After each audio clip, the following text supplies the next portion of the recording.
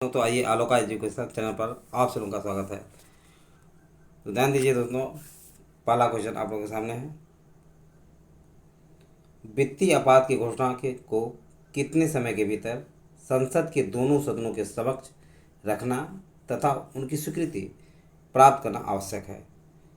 तो शायद ये बातें आप लोग को पता होगा दोस्तों कि वित्तीय आपात की घोषणा के समय जो है 2 महीना के भीतर संसद के दोनों सदनों के समक्ष रखना तथा उनकी स्वीकृति प्राप्त करना आवश्यक है। दूसरा क्वेश्चन आप लोगों के सामने है। भारत के राष्ट्रीय ध्वज का पहली बार प्रदर्शन कब हुआ था? तो ध्यान रखिए दोस्तों, भारत के राष्ट्रीय ध्वज का पहली बार प्रदर्शन 14 अगस्त सन 1947 की मध्यरात्रि में हुआ था। तीसरा क्वेश्चन है, लोक लेखा समिति अपना प्रतिवेदन किसे देती है? तो लोक लेखा समिति दोस्तों जो है अपना प्रतिवेदन लोकसभा को देती है। किसे देती है? लोकसभा को देती है। सार्वजनिक उपक्रम समिति की व्यवस्था किस समिति की संस्तुति पर की गई थी? तो ध्यान रखिए दोस्तों, सार्वजनिक उपक्रम समिति की व्यवस्था कृष्ण मेनन समिति की संस्तुति पर की गई थी। ये क्वेश्चन बहुत ही इम्पॉर्टेंट है, इसे ध्यान में बनाए रखें। नेक्स्ट क्वेश्चन,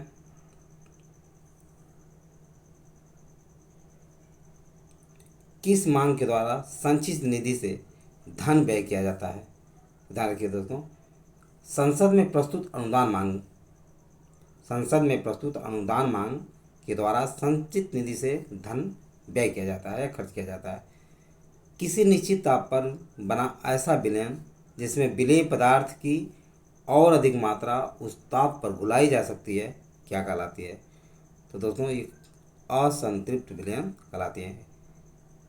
किसी निश्चित ताप पर बना ऐसा विलयन जिसमें विलेय पदार्थ की और अधिक मात्रा उस ताप पर घुलाई जा सकती है, असंतृप्त विलयन कहलाती है। द्रव में गैस का परिक्षेपण झाग कहलाता है। यह किसके द्वारा उत्पन्न होता है? ध्यान रखिए दोस्तों, ये साबुन के द्वारा उत्पन्न होता है। द्रव में गैस का परिक्षेपण क्या कहलाता है? झाग कहलाता है। झाग क्या कहलाता, झाग किसे कहते हैं? द्रव में गैस का परिक्षेपण को झाग कहा जाता है। ये किसके द्वारा उत्पन्न होता है? साबुन के द्वारा उत्पन्न होता है। नेक्स्ट, किस पदार्थ की ऊष्मीय, ये ऊष्मीय है दोस्तों, ऊष्मीय विद्युत चालकता सबसे कम होती है? तो शीशा की, किसकी?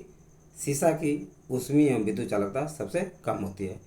किसका उपयोग पनडुब्बी, जहाज तथा अस्पताल की बंद हवा को शुद्ध करने में होता है? तो ध्यान रखिए दोस्तों, सोडियम पर ऑक्साइड का प्रयोग है पनडुब्बी, जहाज तथा अस्पताल की बंद हवा को शुद्ध करने में किया जाता है।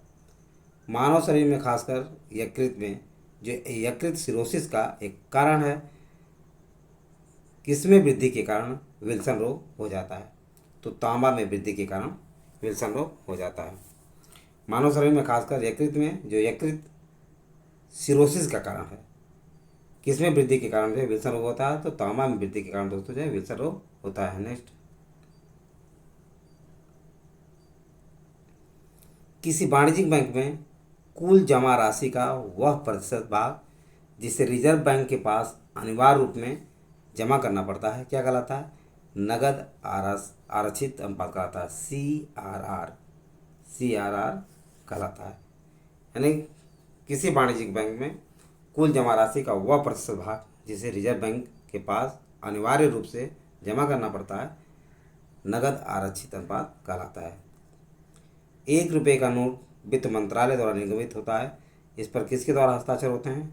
तो ये बात तो सभी लोगों को पता होगा दोस्तों, देखिए वित्त सचिव के द्वारा हस्ताक्षर होता है। भारत में पहली बार ट्रेजरी बिल कब निर्गत की गई थी? तो भारत में पहली बार ट्रेजरी बिल 1917 ईस्वी में निर्गत की गई थी। नेक्स्ट क्वेश्चन,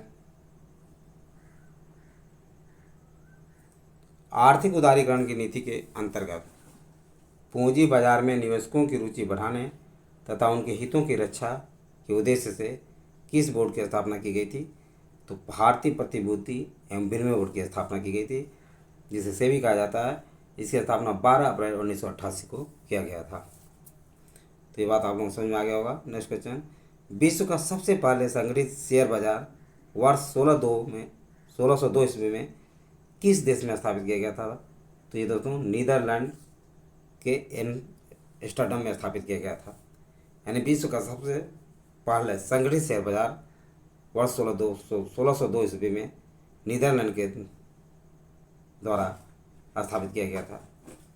बहमनी वंश का वह अंतिम शासक जिसके समय में बहमनी 5 स्वतंत्र राज्य में बढ़ गया था, और कौन सा शासक था? कलीमुल्लाह था। कौन था? कलीमुल्लाह। बहमनी वंश का कलीमुल्लाह अंतिम शासक था जिसके समय में बहमनी 5 स्वतंत्र राज्यों में बढ़ गया था। नेक्स्ट,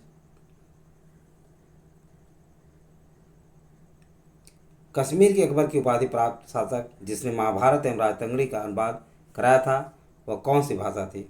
यानी किस भाषा में उसने महाभारत एवं राजतंगड़ी का अनुवाद कराया था? तो फारसी भाषा में। किस भाषा में कराया था? फारसी भाषा में कराया था। कश्मीर का शासक कौन? कश्मीर का शासक जैनुल आबादीन था, जिसे अकबर के नाम से भी जाना जाता था। मुगल वंशी शासक अकबर ने गुजरात को कब मुगल साम्राज्य में मिला लिया था? तो ध्यान रखिए दोस्तों, 1572 ईस्वी में मुगल वंशी शासक अकबर ने गुजरात को मुगल साम्राज्य में मिला लिया था। मुगल वंश का वह शासक जो सुंदर स्त्रियों के प्रति अत्यधिक रुझान के कारण रंगीला बादशाह कहलाता था, तो ये मोहम्मद शाह था, जिसे रंगीला बादशाह के नाम से जाना जाता था। नेक्स्ट,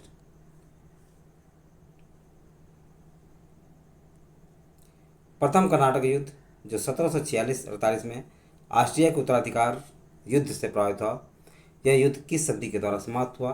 तो ध्यान रखिए दोस्तों, ये एलास्पल की संधि यानी 1748 ईस्वी में एलास्पल की संधि के द्वारा समाप्त हुआ।